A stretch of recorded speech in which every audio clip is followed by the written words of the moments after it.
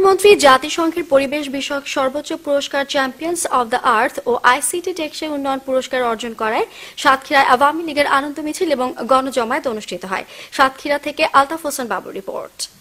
তিনি জানান, প্রধানমন্ত্রী শেখ হাসিনা জাতিসংঘের পরিবেশ বিষয়ক সর্বোচ্চ পুরস্কার চ্যাম্পিয়ন্স অব দ্য আর্থ ও আইসিটি টেকসই উন্নয়ন পুরস্কার অর্জন করায় সাতক্ষীরায় আওয়ামী লীগের আনন্দ মিছিল এবং গণজমায়েত অনুষ্ঠিত হয়েছে।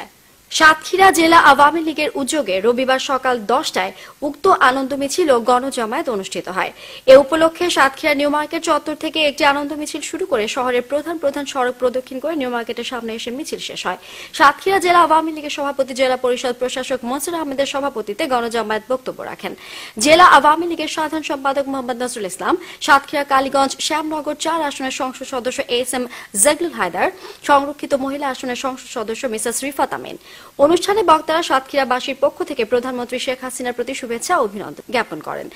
আনন্দ মিছিল এবং গণজামায়াতে জেলা আওয়ামী লীগ, যুবলীগ, ছাত্রলীগ, কৃষক লীগ, শ্রমিক লীগ সহ সকল অঙ্গ ও সহযোগী সংগঠনের নেতৃবৃন্দ অংশগ্রহণ করেন।